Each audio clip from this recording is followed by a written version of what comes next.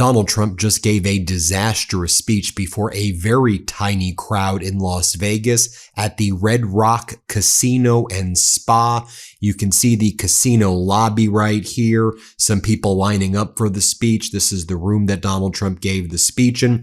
It appeared that Donald Trump was also wearing a wig, or he was doing something very weird with his hair right there. Show you what his hair looked like the day before, and this is what it looked like today.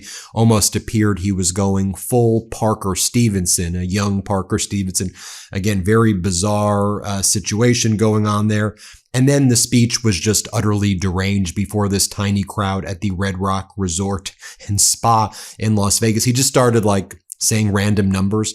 He was like 11,888 murders. 50% were created or killed more than 2 people. Like, what are you even just saying a bunch of words? Like, truly just gibberish. Here, watch this. 50%, more than 50% of whom created or killed more than 2 people. So think of this.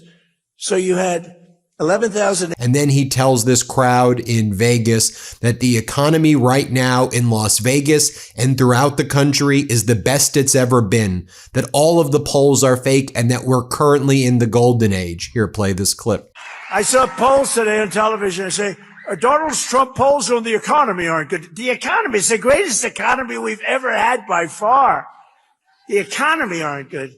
They're fake polls, just like fake writers. But think of it. And then he says that the tariffs, which have had a devastating impact, by the way, on Nevada in particular, but throughout this country, he goes, the tariffs have made everybody rich. We've never been wealthier. And by the way, he's referring to himself.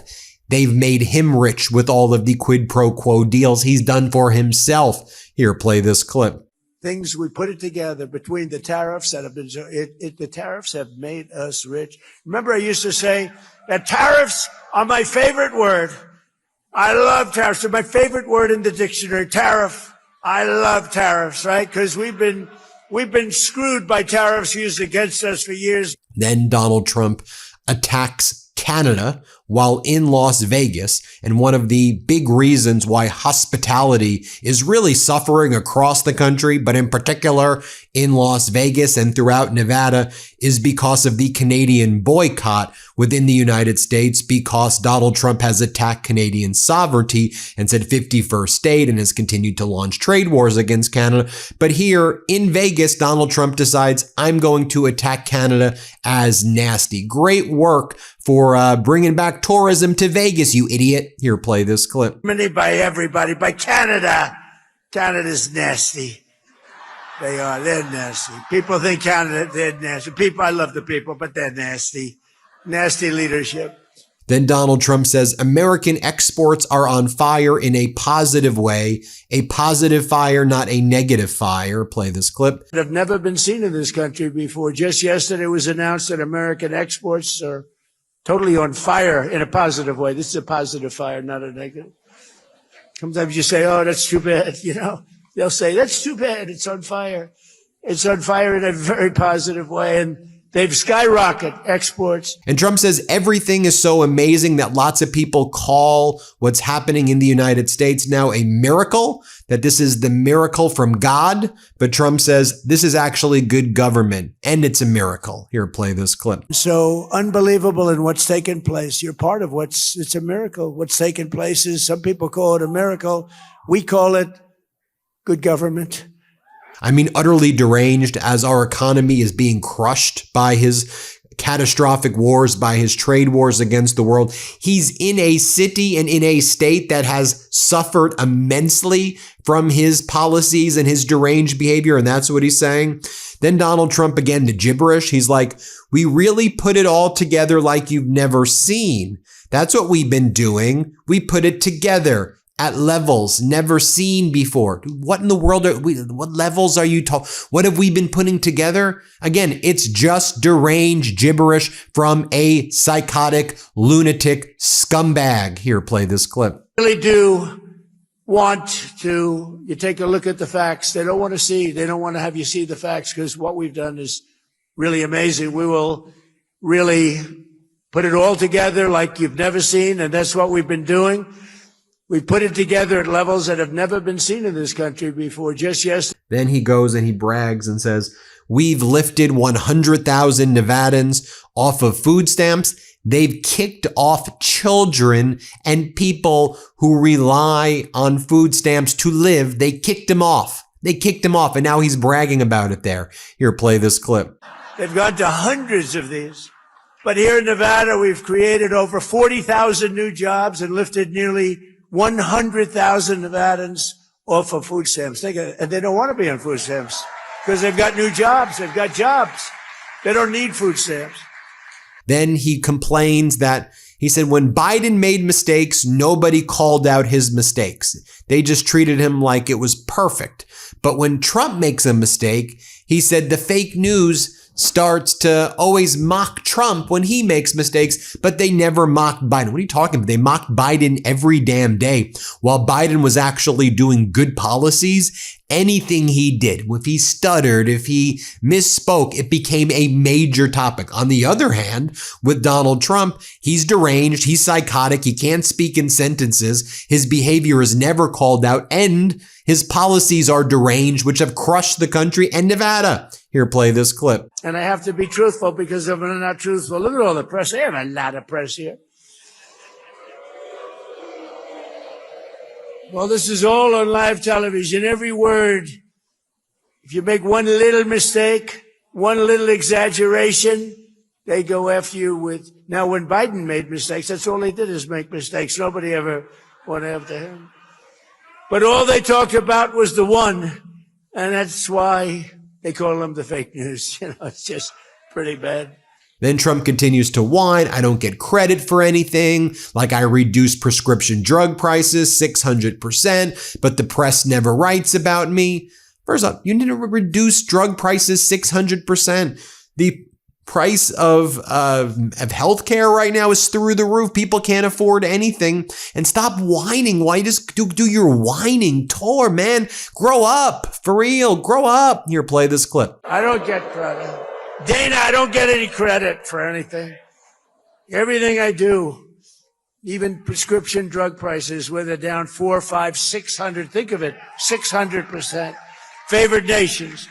We had the highest prices in the world, and now we have the lowest prices. The press won't write about it. They don't give me any credit. But look at the bright side. I'm president, so you gave me credit, right? All right, then they bring on the governor of Nevada, the MAGA Republican governor, who's up for re-election, by the way, Lombardo. And he goes, look, a lot of you in the press, you get upset that Donald Trump takes care of the billionaires. Well, the billionaires need help. How else do Americans get jobs? Of course, Trump's going to help out the billionaires first. They need the help. For real. This is what he literally says, that the billionaires need help, that regular people don't need help. The billionaires need the most help. Watch what the MAGA Republican governor says. Play this clip. Quite often when the press and the media runs him down, they think about, he's taking care of his billionaire friends. But those billionaire friends provide jobs.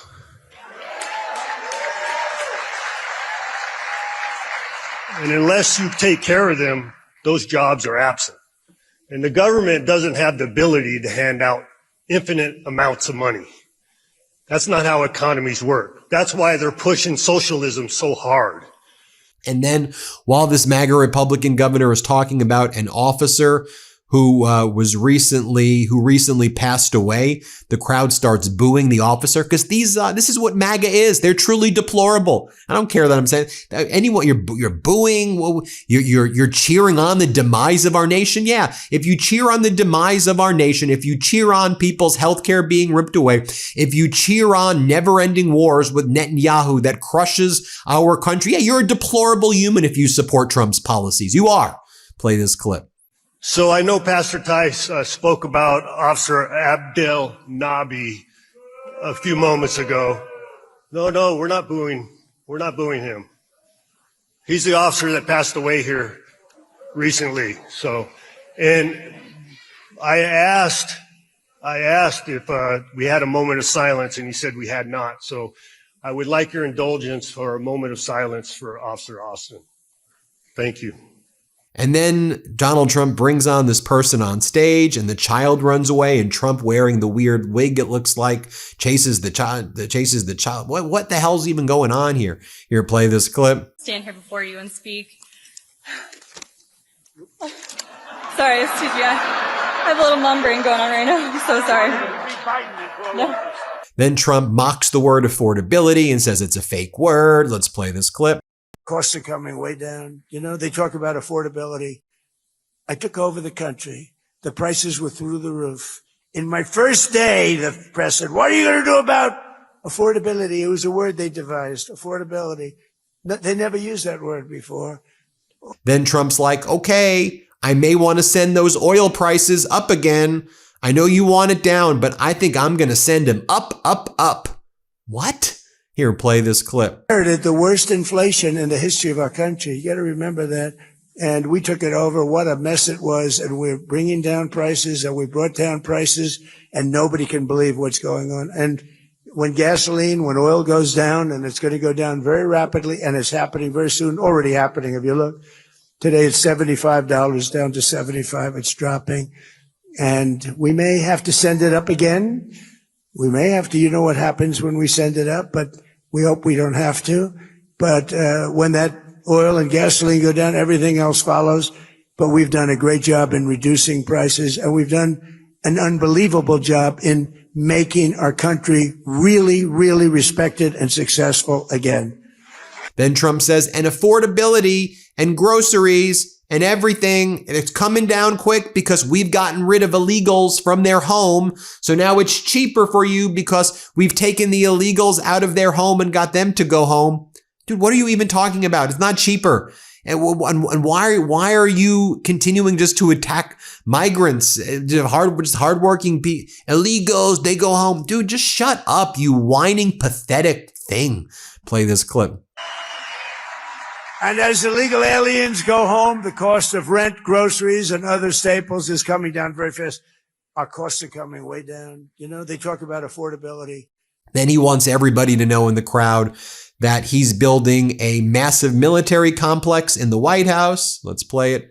I'm building this big military complexes, including a lot of different things. And some of the things I can't even talk about, although it's become very public, because like usual, everything I do, they get sued, but I win the suits.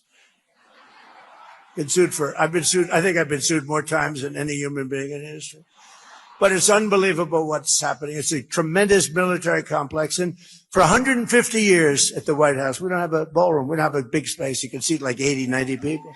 So we're building a ballroom that everybody's going to be the most beautiful ballroom. I don't care, Fertitta, what your ballroom is. Is this your ballroom? I'm telling you, Fertitta, that's going to be nicer. Much nicer. But this is very nice. I want to be nice.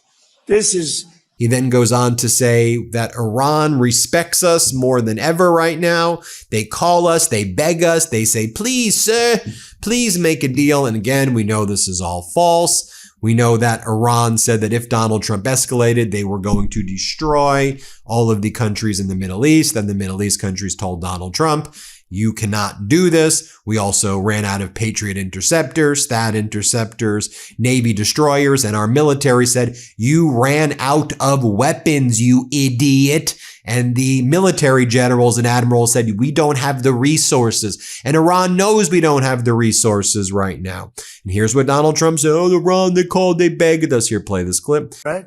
That's the old-fashioned way. To the victor belong the spoils, right?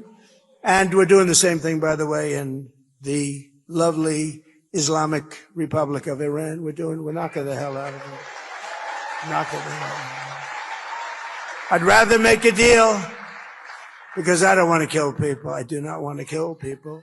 But at some point we were set for the biggest attack of any attack, and we've hit them very hard for the last few months.